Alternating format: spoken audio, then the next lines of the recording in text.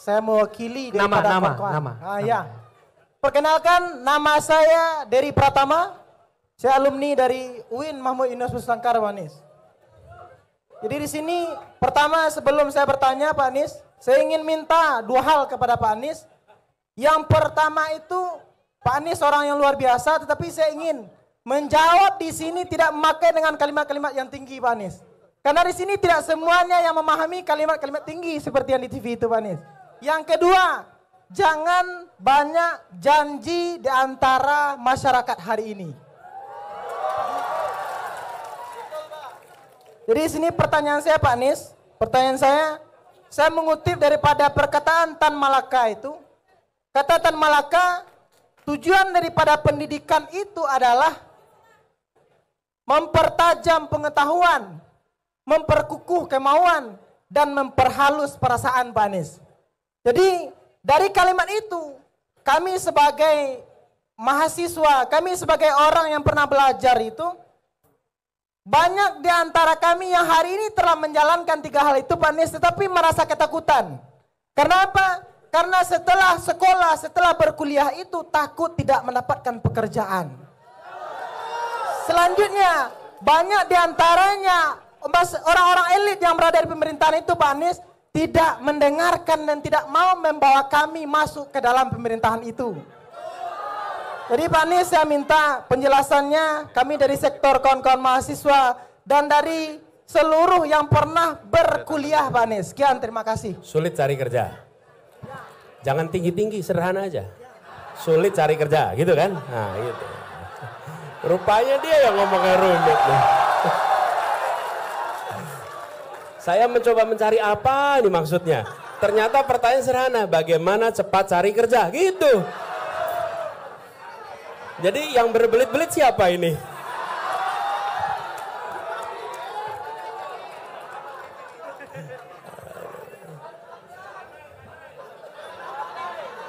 Tepuk tangan dulu, lihat tepuk tangan dulu.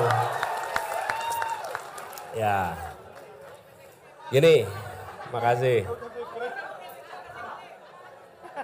Namanya sekali lagi siapa? Panggilannya? Dery. Bung Dery, terima kasih Bung Dery. Jadi kita tadi pertanyaan, jangan banyak janji. Saya ingin komentari dulu soal jangan banyak janji. Sebenarnya bagi masyarakat hari ini jangan melarang untuk punya banyak janji. Tapi bilang begini, silahkan Anda janji yang banyak. Kami akan catat janjimu dan kami akan tagih janjimu. Gitu. Loh, kalau Anda melarang kami janji banyak, rugi Anda. Rugi. Bener gak? Harusnya dibilang, Pak Anies janjimu kurang banyak Pak Anies. Janjinya ditambah, nanti kami tagih janjimu. Begitu. Jangan slogannya dibalik. Jangan banyak janji. Loh, kok jangan banyak janji? Buat saya baik-baik aja itu. Berarti Anda, kalau tadi saya bilang ada 5 hal, dikurangi aja ya tadi ya. Mau nggak dikurangi tadi? Ya, kalau gitu stadion dihapus aja ya. Oke. Revitalisasi kereta api hapus aja ya. Loh, kata dia jangan banyak janji. Nah, makanya dibalik. Nah, ini saya ajarin nih.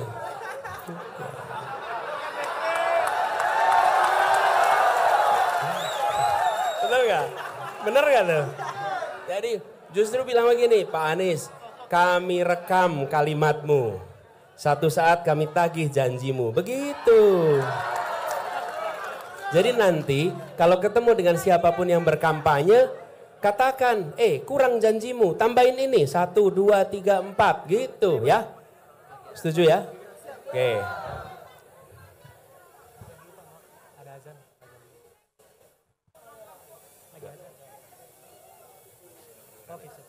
Nah, lalu tadi pertanyaannya, bagaimana supaya lapangan pekerjaan? Ya betul, Tan Malaka pernah mengatakan itu. Tujuannya mempertajam kecerdasan, memperkuat kemauan, memperhalus perasaan. Itu dikatakan Tan Malaka. Dan kita semua ingat kalimat itu.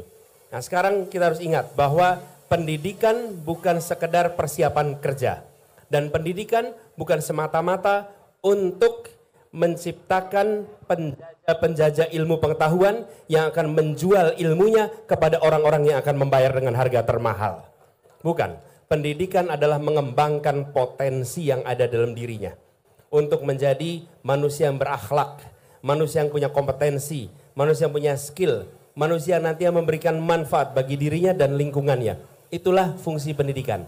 Sehingga pendidikan itu membekali seseorang sesuai dengan potensinya. Kira-kira begitu. Seperti yang dikatakan juga oleh Tan Malaka. Nah, sekarang tantangan kita apa? Tantangan kita begini.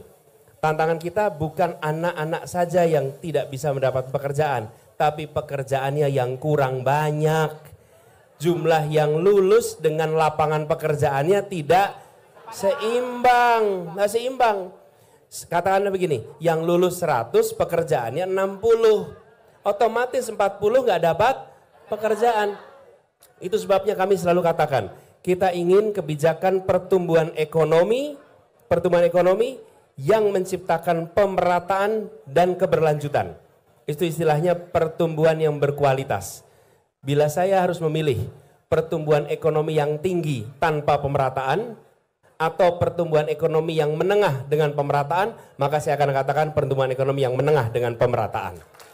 Nah, pemerataan itu artinya juga kesempatan kerja. Jadi, investasi yang terjadi sekarang ini tinggi sekali. Kita lompat investasinya dari sekitar 400 triliun per tahun 2013 menjadi 1.200 triliun di tahun 2022. Lompat itu 3 kali lipat. Tetapi penyerapan tenaga kerjanya tidak meningkat. Kenapa? Karena investasinya di bidang yang padat modal. Ini yang kita ingin dorong ke depan.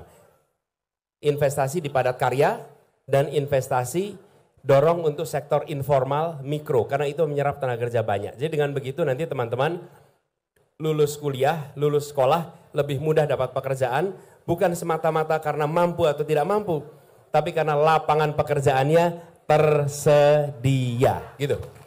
Jadi itu saya rasa bahasanya udah sederhana sekali itu untuk menjawab pertanyaan yang tadi lebih rumit bahasanya, ya.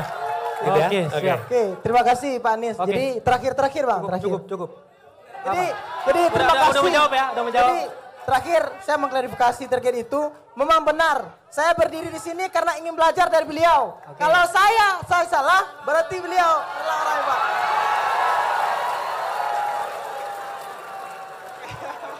Ya, terima kasih. Oke, terima kasih Bang ya. Oke, tepuk tangan dulu. Oke, siap.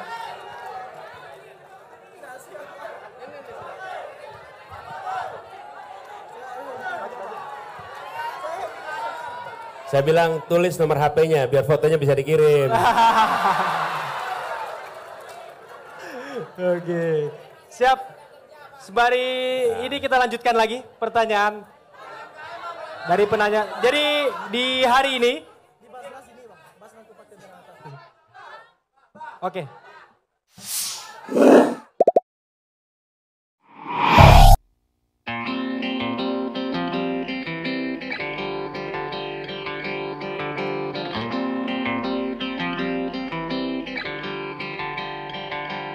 Masih belum tahu deh sama 23 janji Pak Anies selama menjabat sebagai Gubernur DKI. Sini, aku kasih tahu.